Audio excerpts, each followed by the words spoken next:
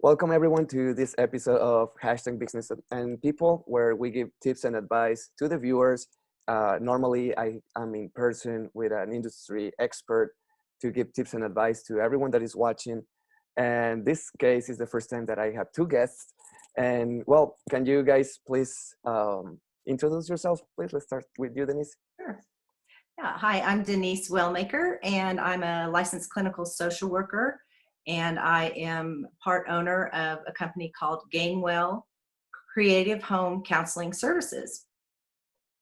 And I'm Russell Gaynor. I'm the other half of Gainwell.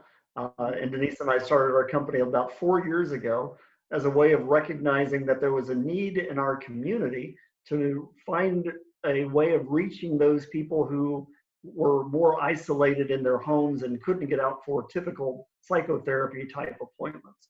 So our specialization is being able to take counseling services to people in their homes, whether it be in a residential home or a more of a community setting like a assisted living or independent living community. Awesome. Thank you guys first to be open and doing this and share with the community. Can you tell me a little bit of why Gainwell is different? What is it that sets you apart from any other counseling services? Well, when we put this model together, we wanted to try to make an impact on our community.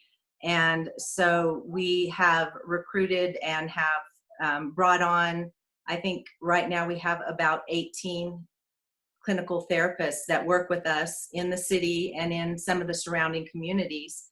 The way our model is a little different is that not only are we providing the counseling services to the people that need it, but we also do a lot of community education to the medical community, to other social workers, also to just various lay members of the community and talking about counseling services. So we do a lot of public education as well.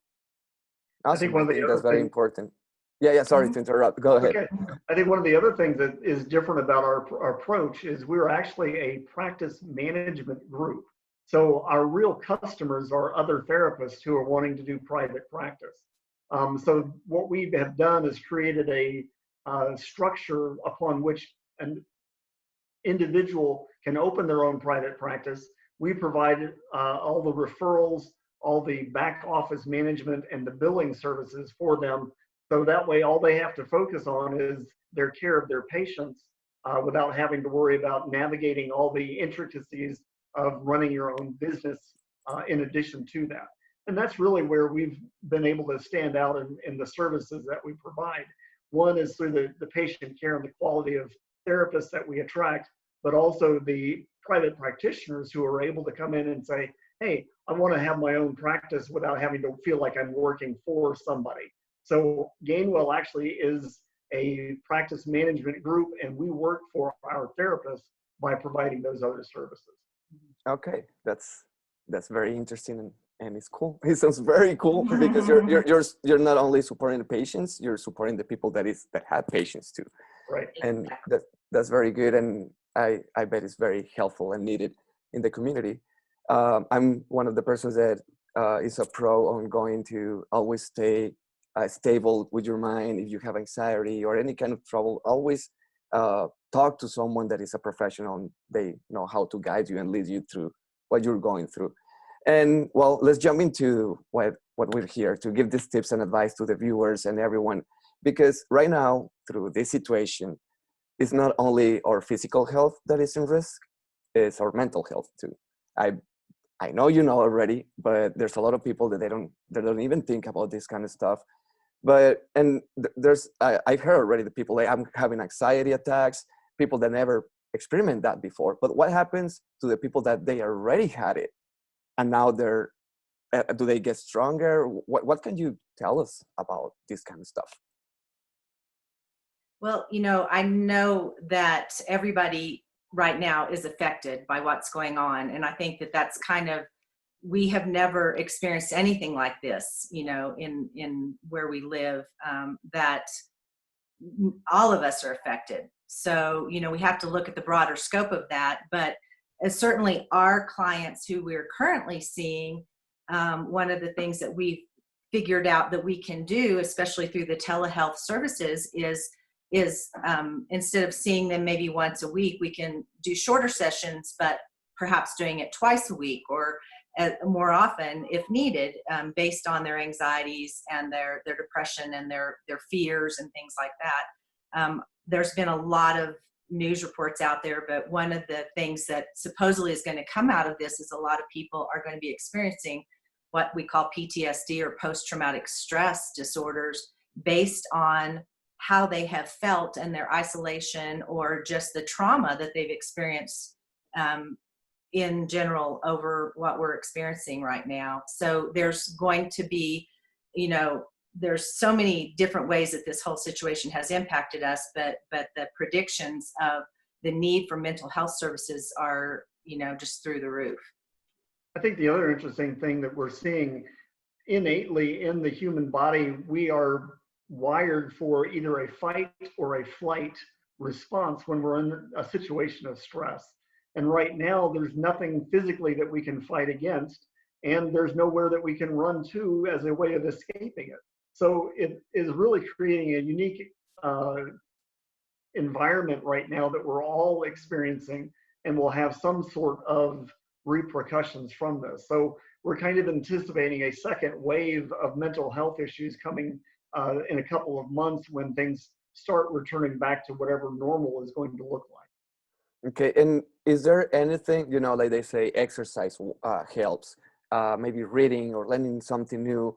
What can you tell us, give us an advice of what to do for these kind of situations when you start to feel like if you never had an anxiety attack and then you feel it for the first time, you don't even know what's going on. I've been through that kind of stuff. I'm kind of the kind of person that every morning I have to go through my routine to stay positive, and then at night I have my routine to sleep well, that kind of stuff. Because if I don't, it's harder for me to go through the day. And right. I know a lot of people that don't know this kind of stuff or they don't implement it. What can you tell them for them to have it easier or not go through all that kind of stuff, or to be more in the safe side? Right. Well, that's one of the kind of issues that we talk about, is like this time where we're having to self-isolate is either going to be an opportunity for us to develop good habits and healthier lifestyles, or we're all going to come out of this a big mess, right? So like you were saying, the structure is something that's probably greatly missing for most people, because everything that we've been doing up until this point has been based on, I've got to be here then, and I've got this meeting, and I've got this, or I've got to go to the store, or we've had some kind of structure. And so, Fabian, what you were saying about having structure in your day is super important, because it's something that's comforting. Routine and structure is very comforting for people, because right now we have such a fear of the unknown.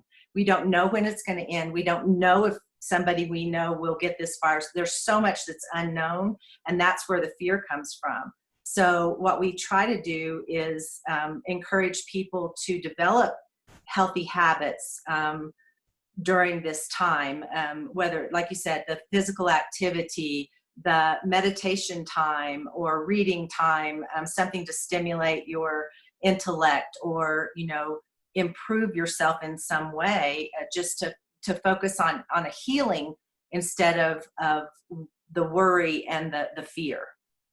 Okay. I think one of the things that I am a fan of is the idea of creating some kind of a dashboard that you have in your head about where you are with what you're feeling. Much like a car dashboard where you have all your warning lights and indicators and your tachometer, being able to be mindful of where your stress levels are and keeping track of how they move throughout the day. The first step in problem solving is identifying a problem. So if you don't have the awareness that your stress is elevating or that you're getting close to losing it, then there's nothing to address until it's too late. Okay. And what can someone do to be aware?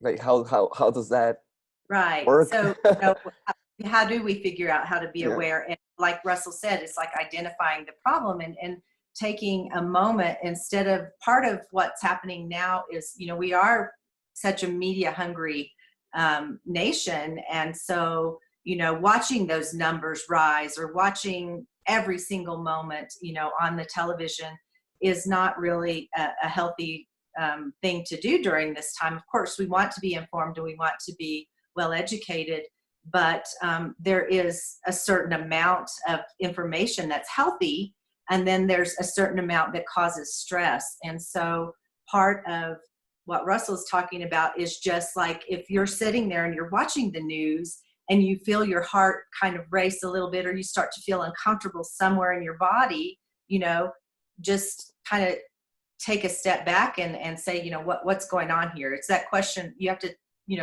we call it practice the pause. You have to basically pause and kind of self-evaluate.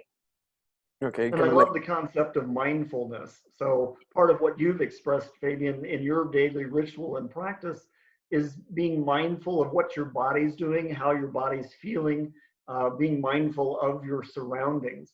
So once you've identified that my stress is elevating, maybe I need to turn the TV off.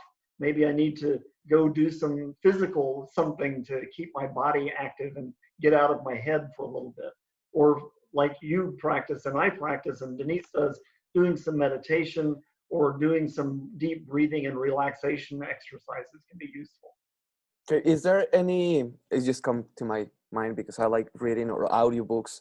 Is there any books that can someone just get and get help from it and see how to change like better habits, how to be mindful, stuff like that? I think anytime people are searching for information, it's always great to kind of look out to education that's out there. Russell's probably going to pull things off of his shelf here. But a very, very simple book that helps people deal with their life and interacting with others and things is one called The Four Agreements by Don Miguel Ruiz. And we use that a lot in our therapy. Just there it is. Mastery of Love.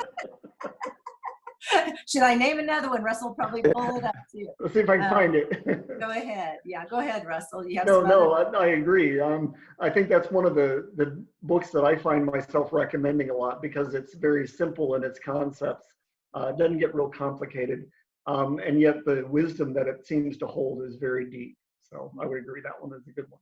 Yes, I do agree on that too. I did read it about 11 years ago. I was like 21, I think. And I had to read the Four Agreements and the Mastery of Love, and I don't remember a couple more that time. And well, I like reading, so I don't. Sometimes it's like, what? How many books have I read? I don't remember. But I tend to go to the secondhand bookstore and I buy all the copies of those I find and I give them away. So yeah, I believe that when you finish a book, it doesn't have any. The purpose is not to put it in the shelf and just keep it there. It's to pass it and someone else. So I actually don't keep my books. I always give it away to someone that I think is going to help them. That's awesome. Another Fabian, I was going to say too, that I try to use in my practice is, just going to like YouTube and putting in the search engine, meditation for anxiety, guided meditation for stress relief. There's a lot of, and then what I do is I try to find somebody whose voice I feel comforted by. And then, because a lot of people think meditation is, having to be quiet. And in this time, people have a hard time quieting their minds. And so I find a lot of times that if you use guided imagery or guided meditation, you're listening to another person's voice that can keep you focused and allow you to relax a little more. There's also an app that I find is very helpful for people. It's called Calm, C-A-L-M. To my knowledge, it's still free. And you can set a time limit and say, I want a 15-minute guided imagery exercise for relaxation. So you can get pretty specific with it and occupy as much time or as long a time as you need. Great. One that I use, that I look for on YouTube is I am affirmations. There's only like positive sentences, let's say it like that. And it's one of the parts that I have to do in my morning routine. Like I wake up, I walk my dog, and then I play something like I am affirmations to start listening into something positive. Right. It's part of my routine, and it helps me a lot. Sure. So I hope I'm doing something good. Yeah. A Yeah, lot of that's people are great. so unaware that the thoughts that they hold all the time really have a significant impact on the way that we feel and behave. And so once you're aware that I'm starting to allow my thoughts to race, or I'm focusing only on the negative aspects of especially what's going on now, or that I'm lonely, it gets even worse. So keeping a gratitude journal is another one of the activities that I think is very helpful. And there's a lot of research showing that simply doing the gratitude or the affirmations of gratitude have a significant impact on mental health. Mhm. I have heard the same, and I'm glad to hear from Mhm. someone else that is true.